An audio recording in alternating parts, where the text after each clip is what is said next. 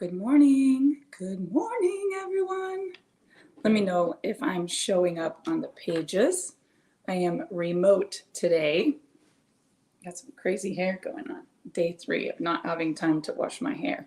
Oh, it's been so busy. I want to welcome everyone. This is No Guts, No Story every Saturday morning at 9 a.m. Central.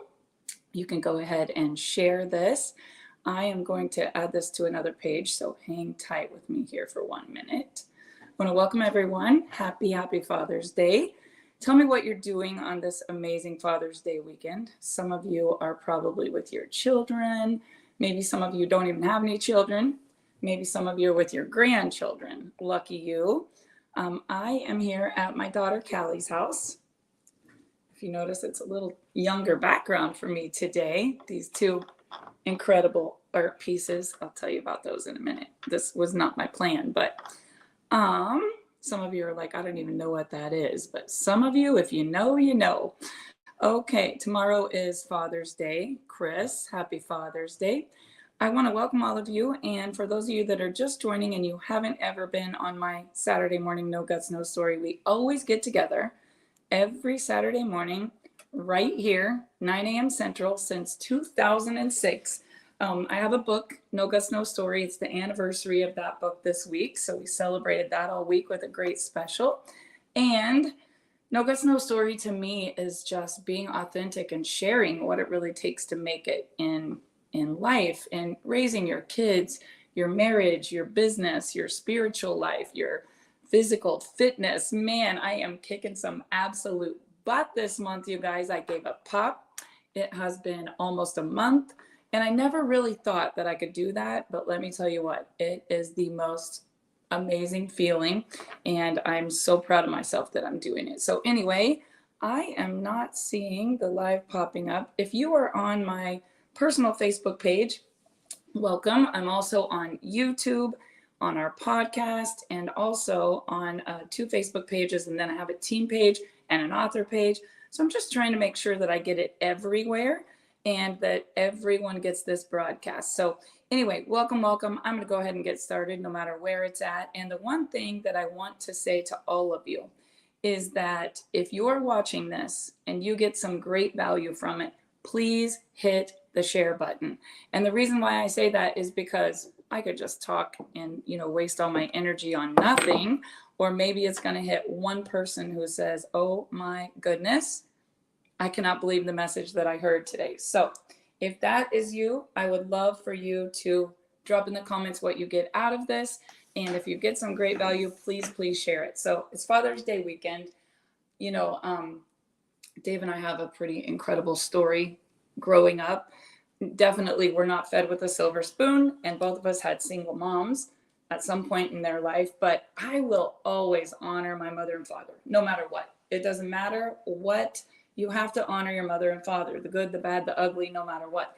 I learned so much from my dad, and I know that Dave would say the same thing. And ultimately, you only have one dad, right?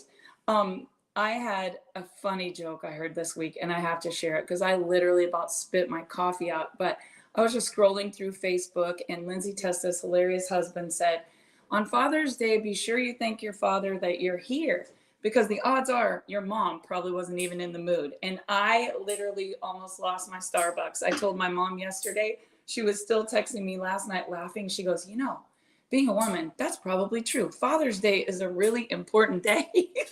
So that's my Friday funny on a Saturday morning, right? I've been reading a lot and growing a lot and really thinking about what I would want to share today.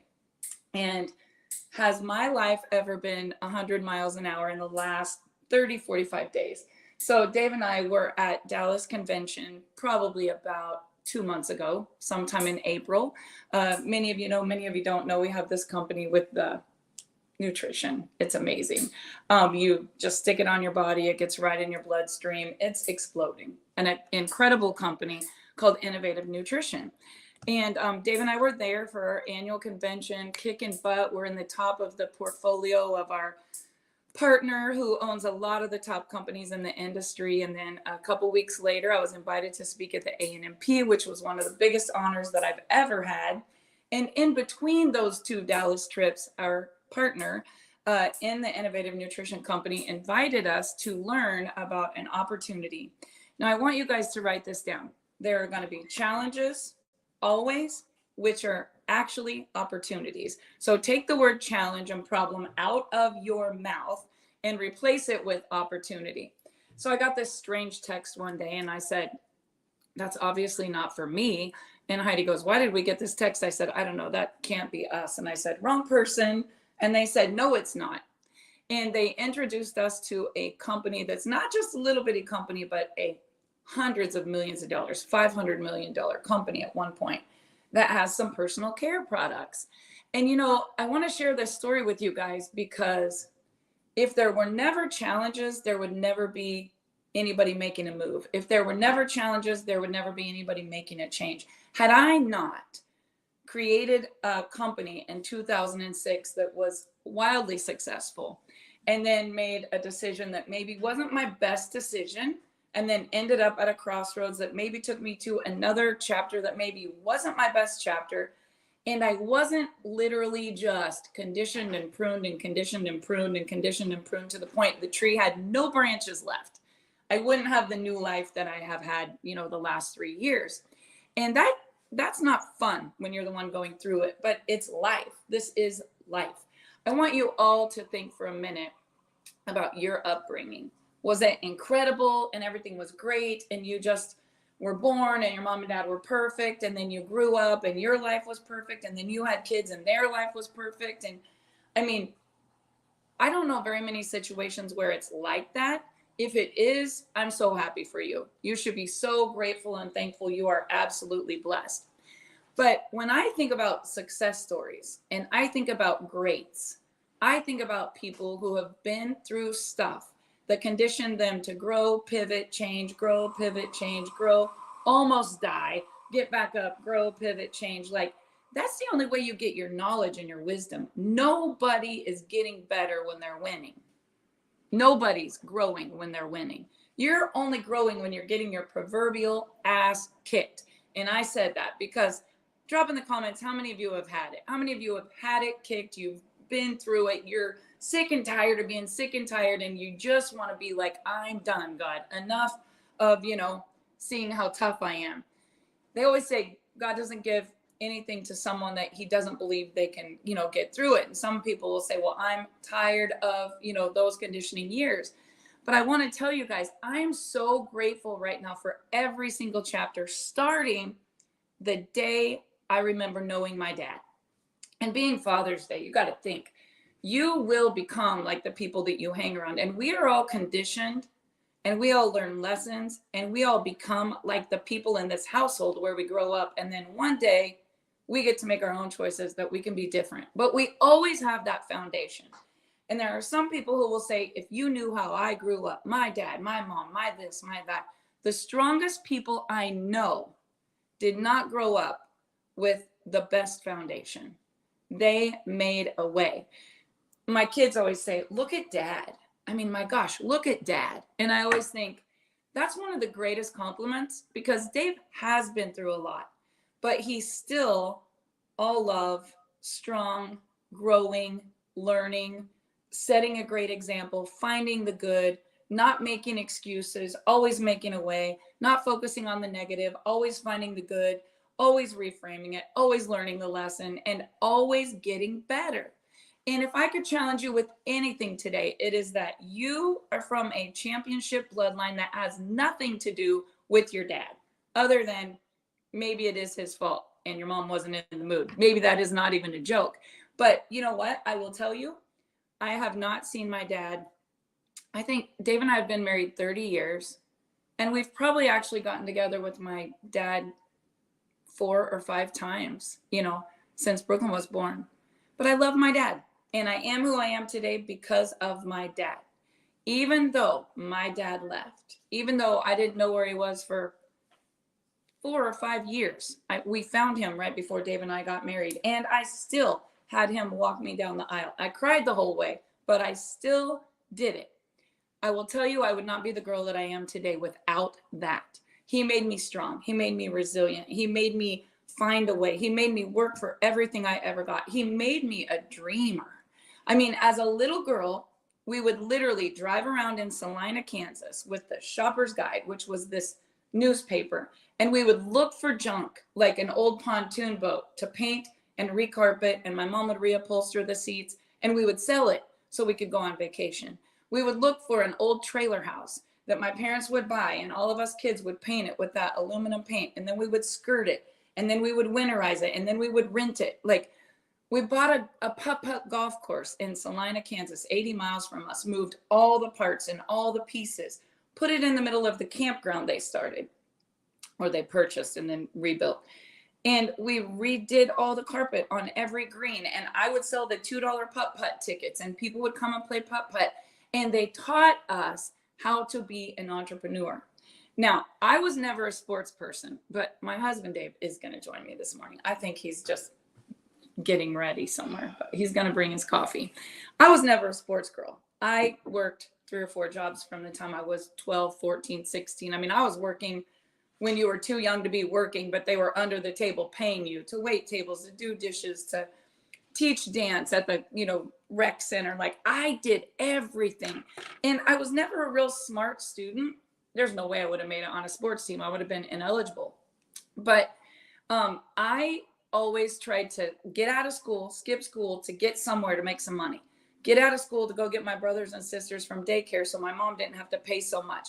I was always that kind of a spirit. Now, Dave's family, oh my gosh. And Cindy and John, his parents, both say his brother was even taller, faster, whatever. Dave will argue, but Dave was short, a lot like Chance, but he was just a badass at sports. I mean, going to state in wrestling, getting a full ride baseball scholarship. I remember as a young girl sitting at the ball fields in the bleachers, thinking that Dave's family was the most amazing family. His dad was always the coach. His mom was always in the bleachers. My mom was always working. My dad was, I don't know where. But I can remember sitting behind, and even the nicknames they called him. And he was always the best, very competitive. Me, not so much. I got a job teaching dance, and later on to dance school. So I guess there is that, if that's an athletic ability. But it was mostly because as an entrepreneur, I wanted to make money. I could see leverage, right? And I worked so my little sisters could have free dance lessons. But this week, I was thinking about being a dad. And from the minute that we became parents, our kids were number one. They were everything. They were always the reason why we did everything. Callie, much like her dad, never quite made 5 foot in middle school. And yet she wanted to be a hurdler. So Dave went and got the PVC pipe, and our entire 22 acres had, the 300 meter, or is it 300 meter, Dave? Hurdles. And then it also had the 100 meter hurdles. Well, I was the mom that was laying underneath the last hurdle with the zoom lens on, getting all the great pictures, screaming, run, run, run. But I don't know how to run a hurdle, right? I did track for the social event. And there were a lot of cute boys, and it seemed fun to pack your lunch, go to the track meet, and lay on the blanket and chill with all your friends. And I always got stuck running the medley relay. I will never forget this. They always put me the longest of the relay. I was not that athletic. I could run. I was pretty fast. But I will tell you guys, I never cared about being number one. I always cared about bringing up the slack and helping my team win the race. I wasn't the best at anything I ever did. In fact, if you want me to be brutally honest, I quit almost every sport I ever started. Very low self-esteem. Parents were always working. My mom and dad owned a distribution company, so they had semis and they traveled all over delivering frozen foods. My dad was the milkman. No pun intended. My dad was the milkman. And I never had parents that were at events. My parents taught me how to work. Dave's parents taught him how to win at everything. So with our kids growing up, Brooklyn was a college dancer. She was even choreographing the dances. We did competition dance. I owned 2 dance schools, not because I was the best at competition, because I love building people, and I love building self-confidence, and I love recognizing others. And honestly, the dance school for me was more like a ministry to love on these little girls that maybe weren't getting that love at home. I loved getting them those trophies at competition, those certificates, the flowers. I would literally send flowers to every girl in the dance school on Valentine's Day, just so somebody sent them a Valentine and said, I love you, right? So I am that mom. I am that one that thinks everyone deserves to be recognized, right? You know where that comes from? Because I didn't have that growing up, and I know how important it is for somebody to validate you are important. Now, Dave would teach my kids, visualize yourself beating everyone. Callie would say, Dad, these girls are from the city. I take 3 strides for every one of their 1 stride. And he would still tell her, you can win. He was coaching wrestling. And I can remember we didn't have any state qualifiers. And that year, when Dave coached for many years at Kids Club in Russell, we gave our life to that little town for many years when our kids were growing up. He would go there and have every wrestler laying on the mat and say, visualize yourself winning. Visualize your arm getting raised. Visualize yourself being the best. Now, you guys, we're in a little podunk town of 2,000 people where every kid goes out for every sport. Nobody's just good at one sport like in the city. Like everybody goes out for everything because you need them to even make enough to have 10 or 12 on a team, right? But Dave would teach these people, you can be a champion.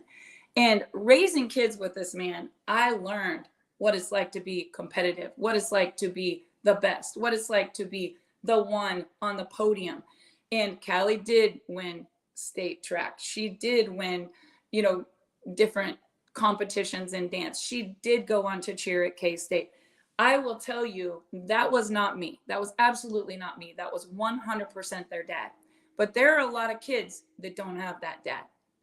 And the message they need is anybody to say, you are a winner. You are amazing. It could be a coach. It could be a teacher. If you don't have a father figure and you know some kid that doesn't, all they have to do nowadays with YouTube and Facebook and Instagram is find someone to get that vibration from, to get that belief from, to get that message from that you are going to be amazing.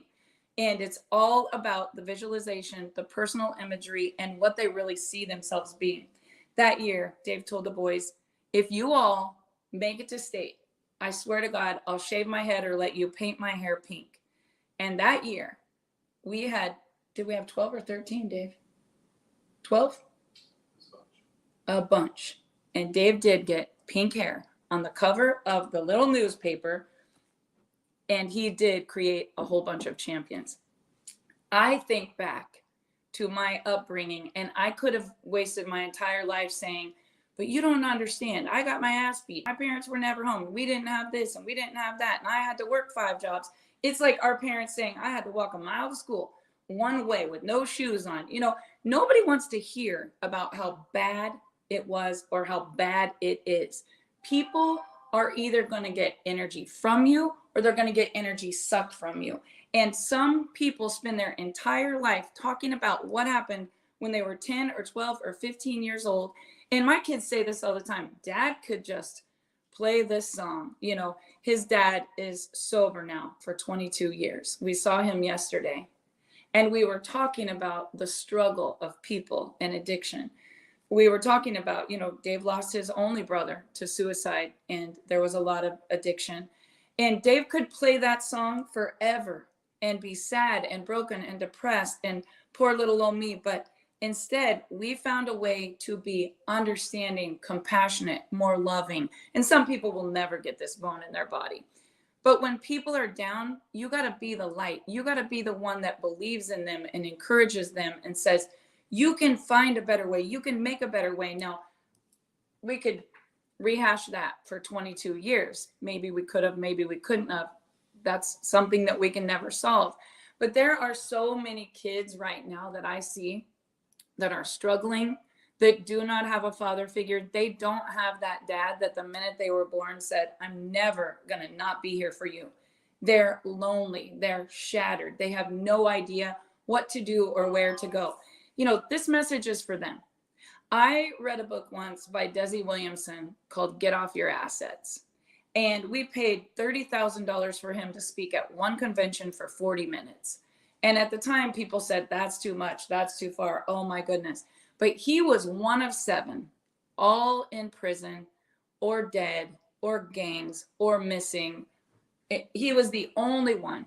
And he said, I remember watching my mother get beat, and I ran through the screen door to my grandmother's house, and I made a decision. And this was a particular author that I love who had been molested, who had been beaten, who didn't have any siblings, didn't have a mom, parents in prison, whatever had all happened. He rose above it all to be great. And he talked about how he always wanted to be a basketball player. You know, he wanted to be famous because everybody puts so much emphasis on sports. And I don't, but the world does, right? At the end of the day, you guys, some of those people are the most miserable people in the world. They have a lot of money, they have great success, they have all these things, and we idolize them. But at the end of the day, each and every one of us has a championship bloodline created for greatness to go and be and do anything we dream of. And some people just keep playing the poor little old me. It's all about your energy. It doesn't matter about your upbringings. I could show you a picture of when Dave and I got married. My mom didn't even have windows in the trailer house that she was in. My grandfather had just passed away. She had lost her big house. She had lost that Lincoln Continental. We lost that motorhome, those jet skis, that boat. My dad was gone. I remember Dave and I coming home from Cody, Wyoming for Christmas with a blow dryer under my mom's trailer house, trying to thaw those pipes for 4 kids at home to take a shower. But I don't have to talk about that, right? Today, my mom is the biggest, greatest investor, entrepreneur that has done more, given more, owned more, earned more. She is just a boss. But you know what? She was in a horrible chapter and she didn't stay there. Us kids were watching her. We were watching her. We were learning it's okay to fall down, but get back up. We were learning it doesn't matter what happens to you. It's what you do about it. We were learning this chapter isn't going to last a lifetime. It's only part of the story. And we were learning how to take a mess and turn it into a message because we would always find a way.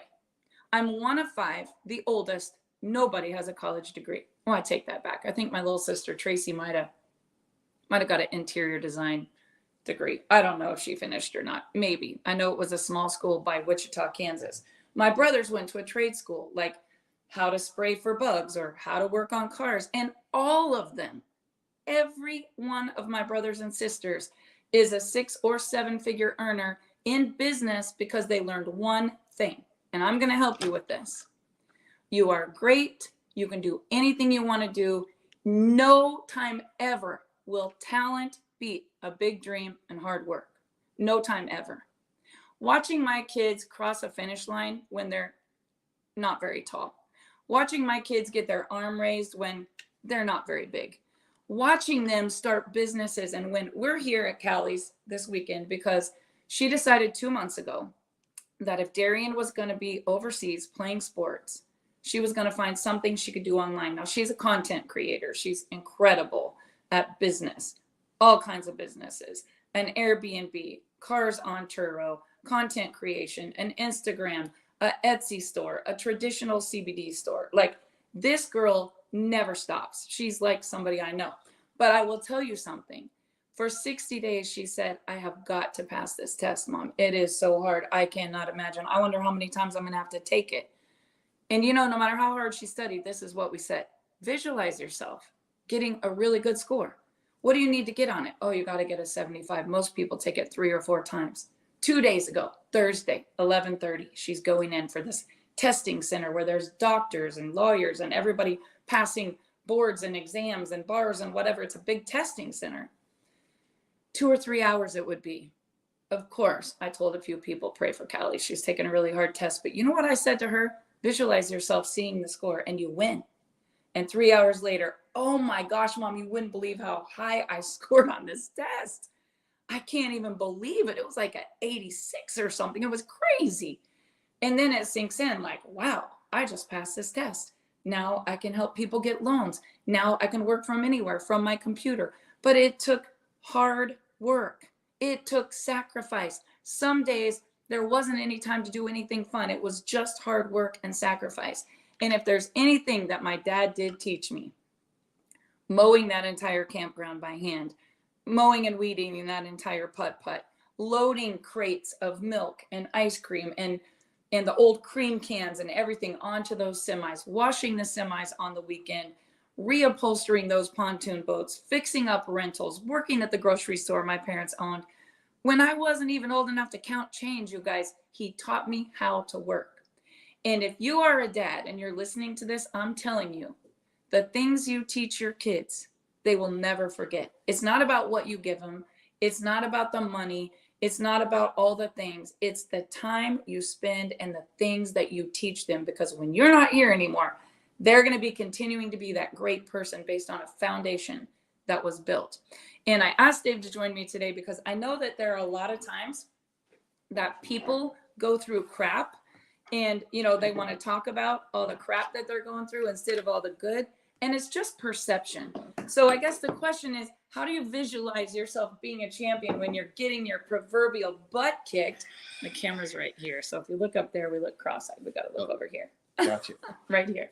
Oh, Happy Father's Day. thank you. Thank you. Thank you.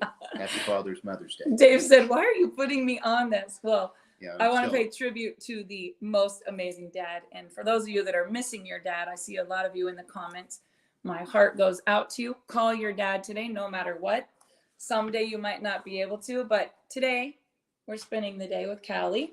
Yes, we are. And I want you to share with people how you had visualization as a winner, even in the worst times of your life. And let's talk about what's a time where you were like, there's absolutely no way I can get through this.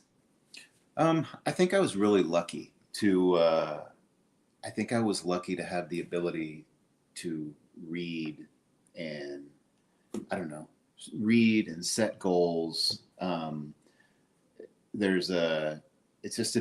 think it's a different way of looking at things. And sometimes I think people like to look at things and be mad at them. I think some people like to look at things and get excited about them. And, some people just don't look at things. They just let things go. There's a story about 3 blind men that were supposed to explain what this animal was in front of them. And it was an elephant. And the first blind man walked up and he kind of rubbed the elephant's ears. And then the next one rubbed his leg. And the next one rubbed his trunk. And then they all explained what this animal was. And even though they were all right, nobody knew what the animal was, because in their mind, they had their own way of looking at things. And I think one of the best things I've learned is my way ain't the way. Like, there's so many ways to look at things and do things. And when you really get into, it's just so easy to fall into everybody else's way of thinking, fall into the pessimism, the negative news, that this is the way it has to be. I mean, you were talking earlier, think about being a kid. Think about being a kid and you had 0 problems. You had no concept what the news was. You had no idea what an inflation meant. You had no idea. You didn't know anything. You were a kid. You went outside and you grabbed a baseball bat and you played kickball with your friends all day. You went to the swimming pool. Then you came home and you ate dinner. And that was kid life. And at some point we lose all that. You lose that. You get told, you're 8 or 9 years old and somebody jacks with you at school. You're 11 years old in middle school and your life is upside down. All of a sudden you start to learn that, man, life sucks. Life is hard. I'm getting beat down. And this person doesn't like me. And and I think that is where it all starts for people to stop setting goals, to stop being like that kid that's like, frick, man, life's amazing. This is awesome. I get to go outside and like get a magnifying glass and burn a fire ant with the sun. Like, I can just go outside and sit on the curb. This is great. And man, people lose that. It's like it takes so much. It can be so draining, so tiring just to survive. And I've just been really lucky to not have to get into that mindset. And if I get in it, it's just easy to get out of it, to think of fun things that we want to do, or to be able to visualize, And I'm reading a book now that talks so much about that. It's like, why do we think the way we think? Why do you have to think things are bad? Why do you have to think that, why does there have to be so judgmental based on, like, I bought this is a blue Reebok shirt that I bought the other day at Walmart because it was $6 and I like to wear it. And, some people are like, well, I would never wear a shirt from Walmart. Like what kind of car I drive and what I look like and what kind of clothes I wear and what kind of job I have. It's like, man, you've lost total control of your entire life. You don't get to have fun anymore. anymore. You don't get to be happy anymore. I've been really lucky not to really care about to be able to shove that stuff away. I mean, I've had people attack me. I've had people sue me. I've had people. I've had some. I've just had some real winners in the world not want to be on my side, and that's cool. And you know what? I'm able to be like, you know what? That's cool. And I think a lot of it comes from personal development, Barb. And the biggest reason is being around a really cool wife. Being around a cool wife helps more than. Let's talk about personal development. Tell them the truth. I was not a reader. Dave and I got together. It was kind of really well. I mean, I started in college. I really started in college to get that. I got an audio cassette once on how to change your mind subliminally. And I was attempting to ride bulls professionally. And I had to visualize myself a lot. And they had this little tape cassette. My buddy Sean Huffman and I would drive down the road to his house in Nebraska, and we'd listen. It's first sentence on the tape cassette. If you are driving, do not listen to this. And we'd plug it in driving down the road, and you're like, I hope we just show up there. But now it was one of the first times in my life where that seed was planted. Is you can actually choose what you do. You can choose how you feel. You can choose the picture you want in your brain. You can choose. And I know there's a lot of other stuff going on, and it's easy to say, "Oh yeah, Dave," but I think it's all excuses. I truly do think you get to. I think you get to choose. I think you get to choose, and sometimes it's tough. But I think the personal development and reading the books and just that kind of stuff that's been my saving grace. So if there were times, let's think about somebody that's watching this and they're like, Dave, that's easy for you to say because your life is great. So one of our first dates, I was breaking off an engagement, supposed to be married in just a couple of months. And wedding was in December. It was August the 15th. You were here in Kansas City at your uncle's house. Yep. I was not a reader. I thought reading was for lazy people who just sat around with their book being a nerd. And You thought I was a nerd? I did. You were just, you were just. That's terrible. I was very attracted to you, but you were kind of a nerd. A good-looking nerd in boots, jeans. Blue eyes. Right? Blue eyes. Never got it. Cowboy hat, very busted up leg, and a chicken leg that was about this big around in a cast. And you drew in the dust of my little LeBaron convertible. I thought I was going to see my dad. I hadn't seen my dad in many years, and we had just found out he was living in South Dakota. I ran away from a bad relationship, not talking bad about anyone, just in a bad situation, was not happy. Had a lot of abuse in my upbringing, very low self-esteem, redhead, freckles. I was the girl that would put QT on and turn orange, just trying to not be so white. Very low self-esteem. I came here. I was crying. I was thinking of leaving my salon and my dance school, running away. I was empty. I was depressed. I was sad. My mom had all these kids she was trying to raise. I was very broken. What did you draw in the back of my car in the dust? Wow. I can't remember. You remember? I can't believe you still remember that. Oh, I do. All I had was $20, a blow dryer, and 4 wine coolers, and I didn't drink. You know, I think everybody in life, and maybe it can happen every day, and maybe it's just a one-time event. It just depends on who you are and what your life is. But you're always like, your back can always get up against a wall. Like you can always find a reason to bitch and moan about everything. And a lot of people do, and they love it. Like it becomes complaining becomes an addiction. But for me, I wanted to set goals. I wanted to do good. I wanted to win. I wanted to get ahead. Like I did have that drive. And you were writing books. Psycho-Cybernetics was one of my favorite books. My buddy Sean and I drove up to Nebraska. His mom and dad were divorced. We went up to visit his dad, and we sat in his library. And his dad handed me a book called Psycho-Cybernetics. I still remember it. And he knew we were both, Sean was fighting bulls. I was trying to ride bulls, and he said, "You should read this book." And I was like, and I tell you, it taught me how to visualize things. It taught me how to actually sit in a chair and watch the movie screen of the life I want. And it's funny, it's easy to say, but nobody does it. Like it's easy to say, "Oh, you should set some goals." And people are like, "Yeah, I should." And you talk to them a week later, like, "What goals did you set?" "Haven't done it yet." Like, nobody does anything to make their life better. You'd rather just bitch and moan about it. But that day on that car, one of the things I remember, I went to a bull riding school, and I went several times. I think it was 4, 5, 6-time bull fighting champion of the world, Rex Dunn. He recently passed away, but I remember being at one of his schools, and he talked so much about the power of visualizing things. And he said in order to be a 5 or 6 time world champion bullfighter, he had to know in advance what the bulls would do so he wouldn't get hurt. And he goes, I lay in bed at night, and he goes, I would roll a ball across the floor in my mind, and I'd eventually have my dog run and get it. And like he goes, I would just see things. And he goes, then in real life, it made everything so easy. And I really adopted that. I started to think about the things I wanted and how I wanted to live. And you manifested me. And I wanted this, short little redheaded girl. That's all I could think about. And then boom, there she was in the bank parking lot one night.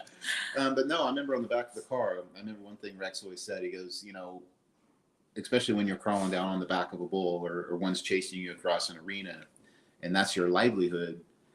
He said it's real easy to think your problems are a whole lot bigger than you are. And he drew 2 squares in the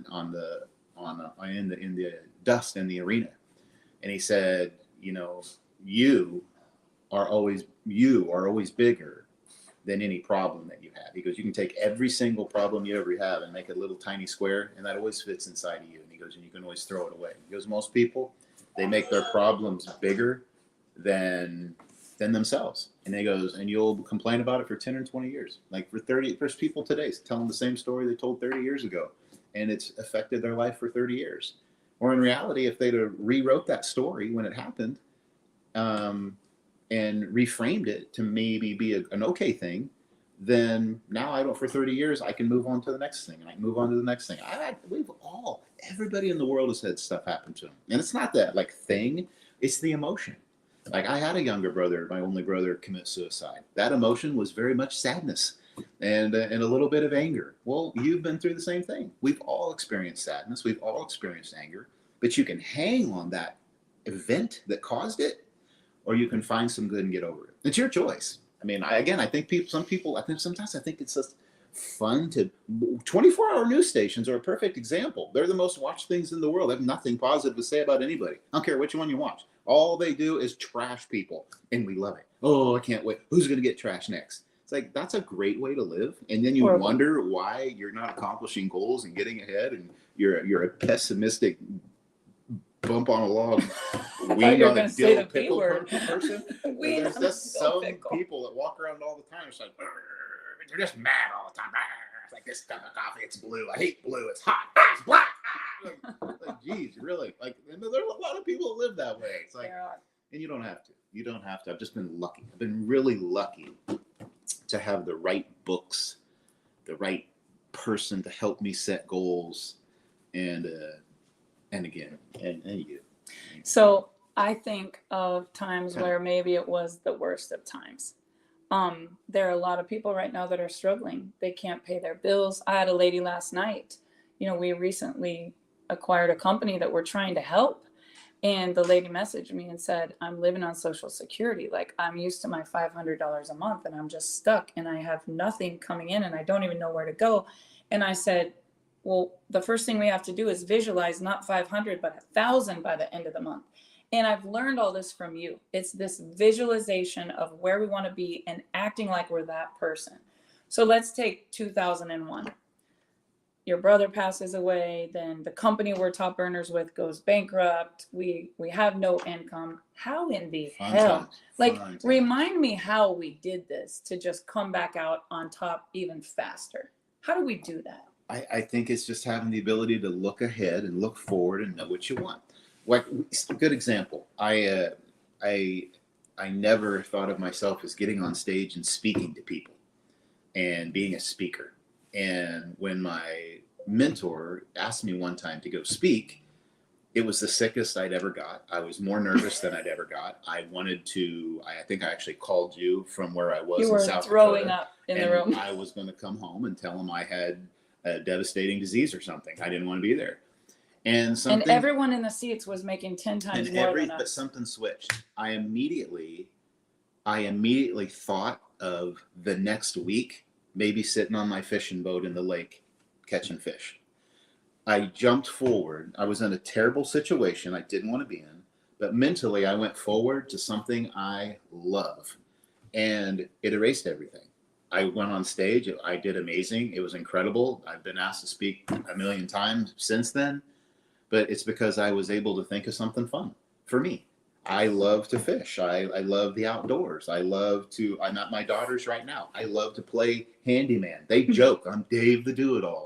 I like watching, I like there being a problem and pop it on YouTube and like, oh, heck, I could do that. No, I fail half the time. I suck at 50% of it, but the other 50%, they all really think I'm brilliant. So that we ignore the bad stuff.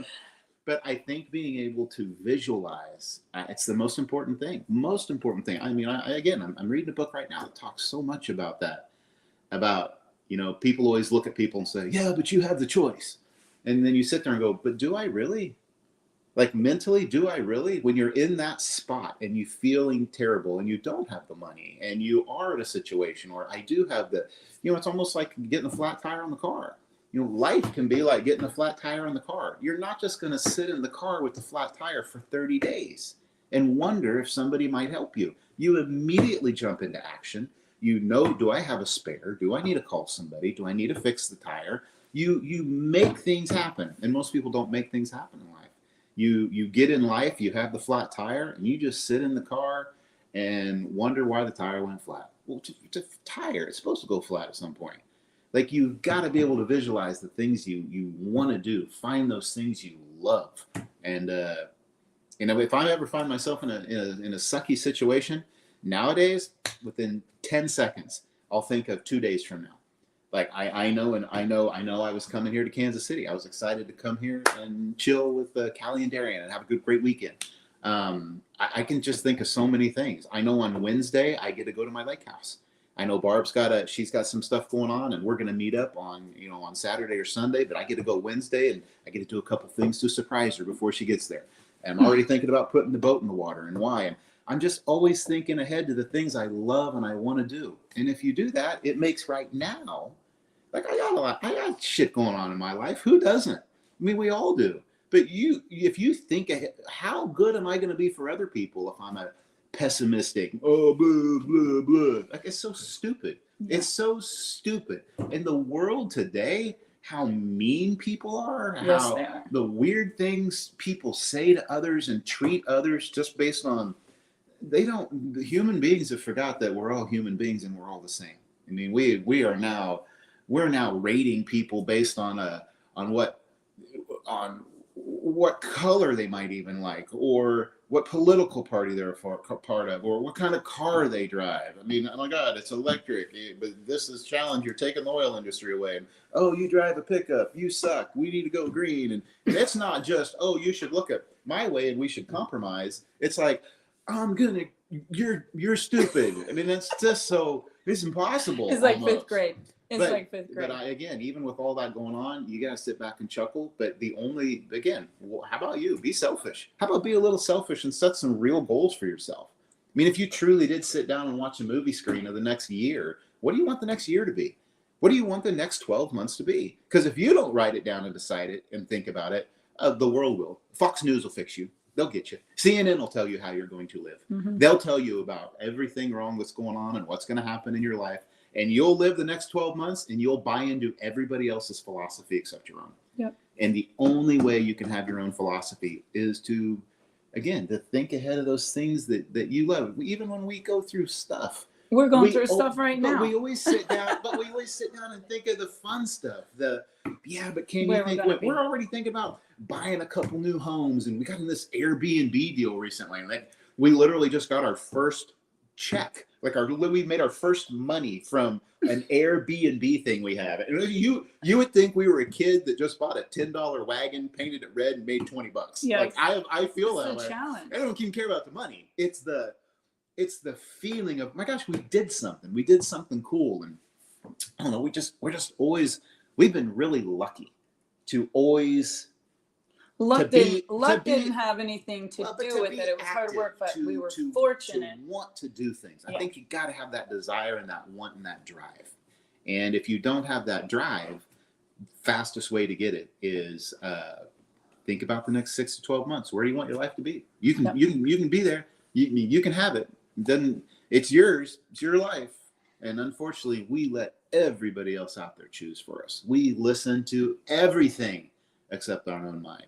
And man, I just read. You shouldn't have let me on here. I love I it. We just need to be read- together every week because No. you're the best speaker. I just read a great book on. It was called Healing Back Pain, and you got it for me. You went to the A&P and you talked to this dude that Ray had back Higgins pain, said, get it. and I got it. And I didn't read it. I loaded it on Audible, so because I was driving and I listened to the whole thing.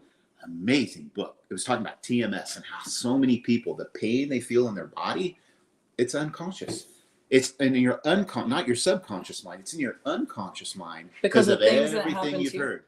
He said 70, 80 years ago, nobody had back pain. He goes, people didn't get back surgeries. Said they still had bulging discs and they called them slip discs and all this stuff. But he goes, they weren't in pain. Because all of a sudden, the world now labeled that if you have any kind of back pain, oh my God, got to get surgery. It's a bulging disc. You got that. There's 9,000 different things that can happen and all these things. And he goes, what happens is that gets in your unconscious mind. And the minute you have a tinge of pain or you have a bad emotion or you get angry or you're super sad, it's easy for your unconscious mind to go, oh, you must have back pain. And all of a sudden, these things start in your body, and most of them aren't physical. Most of them are in your unconscious mind. So how do you stay ahead of that? Do things you like. Think of the things you love. Set goals. Look forward to things. Guys, I look forward to mowing my yard. I look forward to washing my car. Because you're weird. I can't wait to get home Monday because I know Barb and my niece Lacey are going on a trip together. I can't wait to get home and detail her car before she leaves. Like that fires me up. Like, I'm excited about that. You just stay busy with But projects. for me being excited about that, guess what? I don't worry about the other stuff. Like I have had more things happen to me, and I'm also lucky that I have been beat. I've had people lie about me and sue me and post things and make YouTubes and TikToks and articles. And that's okay. I mean, I appreciate it because it has conditioned me to. Right now, you could walk in this house and punch me in the face, and by the end of it, we'll probably go fish or golf together. I just don't care because I know where I'm going, and you know who you are. That's the biggest lesson, man. Just find them things you love. Find those things you love. I see Chris Draper on here, one of the coolest YouTubes, and he's a businessman and talks business, and we do business, and I have websites, and I do business, and he's a businessman, and one of the funnest things I ever watched him do is build a bed. He built a bed on YouTube. It's a cool bed. It folds it's a into the trundle wall. bed. Oh, it's a crazy trundle it's called bed. Not trundle. I can't remember. called? But it was amazing, and I'm like, that gosh. is life. That to me is like if I love stuff like that, and it's easy to forget to love those little things. And there's a book wrote once that said, "Don't sweat the small stuff." And here's the secret: it's all small stuff. Yeah. It's all small stuff. It's and a Murphy bed. It's a Murphy bed. Murphy bed. Yeah. That's one of the coolest things I ever. And we've talked about a lot of business things. And when I think of Chris, I'm like, he made the bed. I love stuff like that because you're creative and it makes you happy and makes you feel accomplished. When's the last time you felt accomplished? Yeah. I mean, even as a kid, when you're 5, 6, 7 years old and you're learning things and, taking out the trash and learning to do this and picking up the yard and you have to do this and you're supposed to eat right. And I remember being a little kid, it's like you could feel so accomplished by the smallest little things. And someone takes that from you. It's like as human beings, you forget that. It's like you're freaking amazing. Like I could take this cup and move it from here to here. Right on. Like it's the littlest thing. And I'll tell you what. It's energy. But when you do the little things over and over and over and over and over and over again, and you feel good about them all, when the shit hits the fan, you're like, like it doesn't really matter because I can put this cup now back over here. It doesn't matter. And it's like when you have that attitude, it's like, and you do get that. Don't sweat the small stuff. It's all small stuff. It really is. Even when you're going through the stuff, it's tough. But you've got to find the good. You've somehow got to imagine yourself out. Sometimes you got to lie to yourself. If it's like when my little brother died, I had to lie to myself a lot. I had to find the good. I faked the good. I lied to myself. And you know what? It took time, but over time, it all kind of fell into place. It clicked a little bit. I'm able to go on. I can survive. And now sometimes I can even help other people. But it's attitude. It's all attitude, Barb. And we have just been lucky, and again, I know it's not luck, blessed. It's something that has never allowed me to stop thinking about things I really want to do. Setting goals. Setting goals. Read every motivational book on the planet today. Chapter 1 will be about setting goals, the definiteness of purpose. You know, it'll always be about, you got two people in your head. You got Mr. Victory over here, and you got Mr. Defeat over here. Who do you want to listen to today? It's all the same stuff, and we don't listen to it. We're like, I have no victory, blah, blah, blah. This person's suing me. Did you see what they said about me? And then you watch the news for 4 hours. And I mean, I'm a Johnny Depp fan, but man, like when that's the only thing the world is thinking about, it's like, you ain't no wonder nobody's making any money and is having problems. Like, because their vibrations are all down here. Be selfish. Like, be selfish. Set some goals for you. Like, choose what you want to do. I'm lucky. I'm a super, super lucky, blessed guy that I have the ability to do that. And I don't take that for granted. I really, really don't.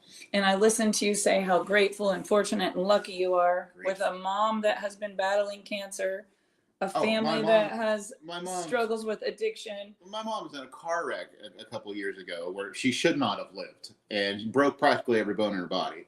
And then a few months later, her cancer came back. And if you would go knock on her door right now, she has a better attitude than me, and she'll teach you everything you need to know. And that's where I got it about from. Perception. But her mind is like the greatest. It's like it's all how you look at things, and we don't believe that.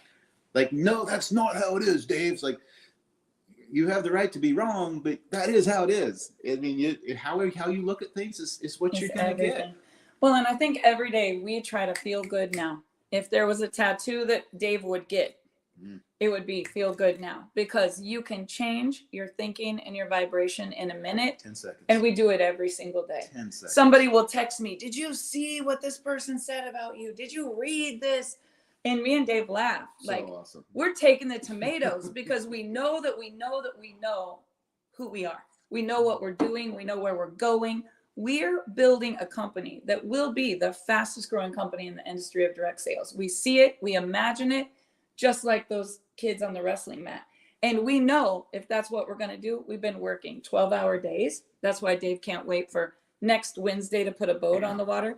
I mean, we've been up in the morning, up late at night. We've been grinding. We've been putting out fires and taking care of not problems. But isn't that life? Challenges and opportunities. But isn't that life? Like if you didn't have the fires, if you didn't have things to put out, how would you know? Like if you didn't have the bad, how would you know what was good? I mean, if you didn't have darkness, how would you know that light even is there? I mean, the ebbs and the flows, the tide comes in, the tide goes out. Sun comes up, sun goes down. Our lives are the same way. Yes. Shit happens, shit doesn't happen. Things are good, things are bad. Doesn't matter. That's just how it is.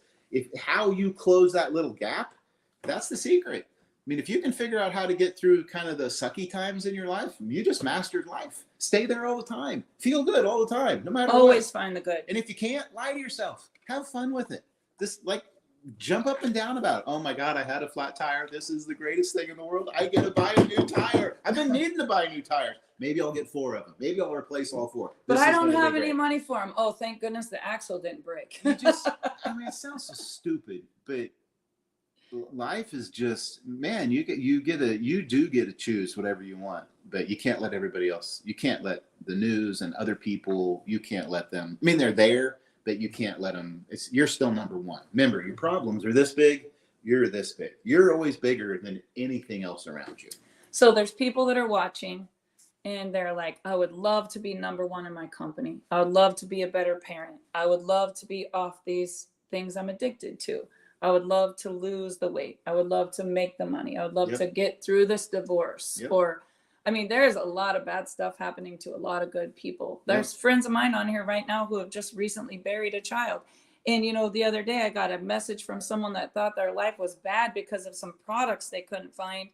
And then I got a message of an incredible man whose little grandson fell in the pool and they didn't find him for 20 minutes. And they're saying, please get on your knees and pray. My little 9-month-old grandson might not live. It's always something. And you guys, it's all putting things into perspective. Like, what is the real problem here? And I think the real problem is that most of us focus on the problem instead of the solution. Our energy is so low. We're mad, we're hateful, we're angry, we're resentful, we're fearful. You're moving that. No, just the all you should see her setup on how she has her computer set up. Well, I'm at Callie's house. So By the guys- way, I painted her these oil paintings for her house, and they get to be my backdrop. Do you guys today. know? And I'm looking at book. I just looked down at the books on my daughter's table, and Barb just said something. I'll give you the secret. I'll give you the secret to get over everything. It's pictures. I just picked up an encyclopedia book. Here's some pictures, and you go to this page. Oh, here's another picture. When you think of encyclopedias, or you think of things that you want, it's always pictures. It's always pictures that you think Images. of. Whether it's a car or a hobby or a fish, or if I think of cleaning the car, it's the clean car. If I think of mowing the yard, it's the end result. It's always it's the picture of something.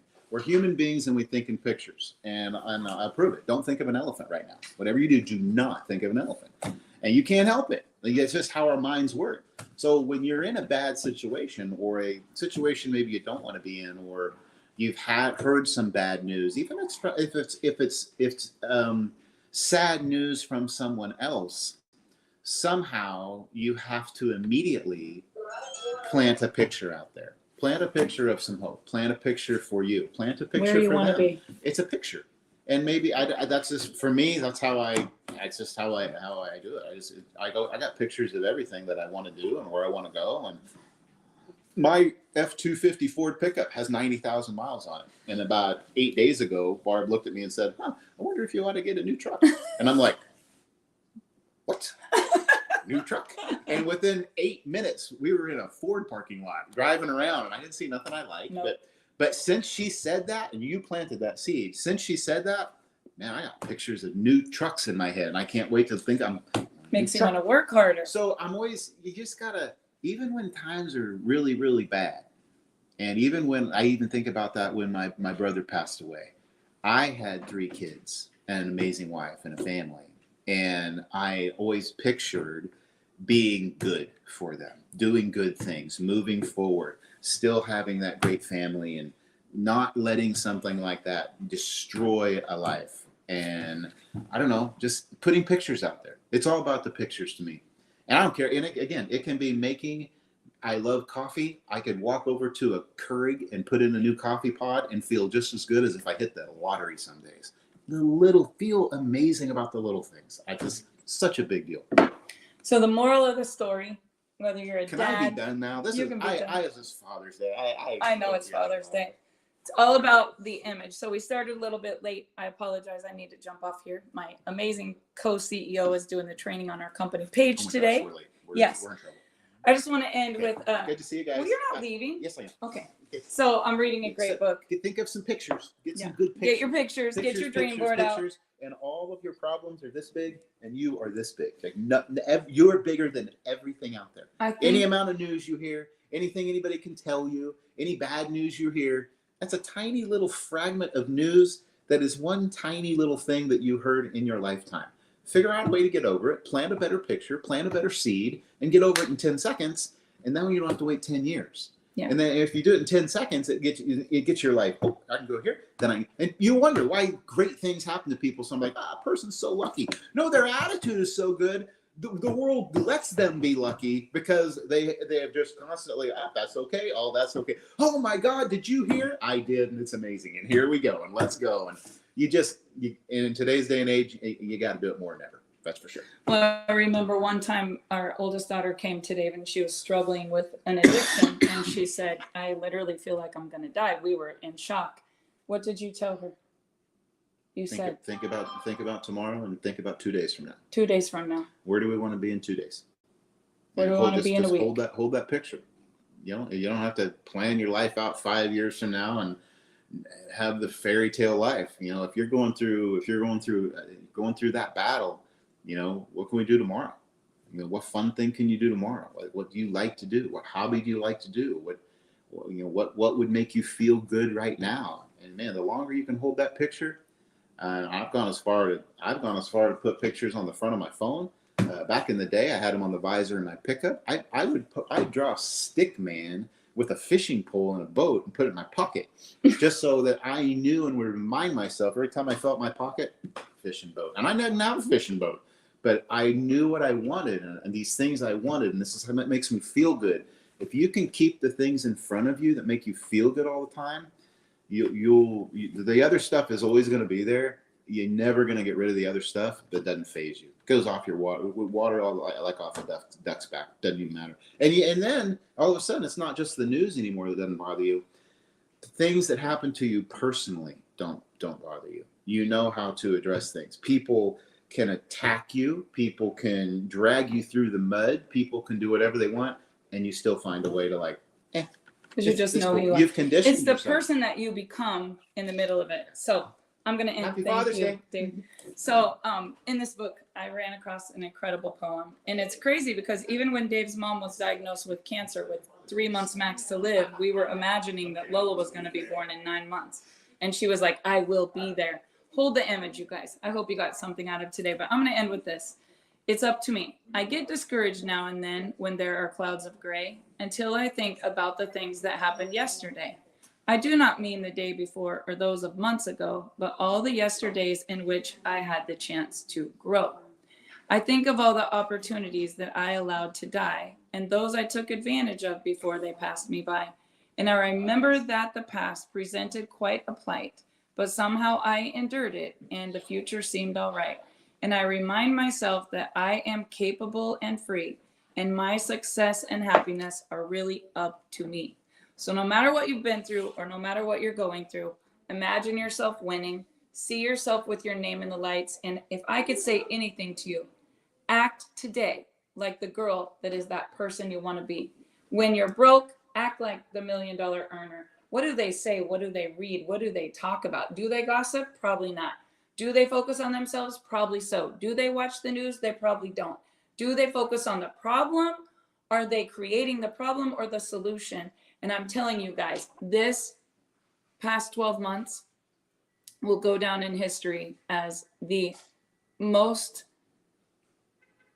I've never endured so much in my life, but I will tell you, it has set me up to be the greatest mentor, mom, grandma, business person, entrepreneur, author, speaker, Christian, believer, philosopher. Like, I feel it only because of everything that I have endured. So I'm telling you guys, you can get through it. See your name in the lights. We're going to do great things together.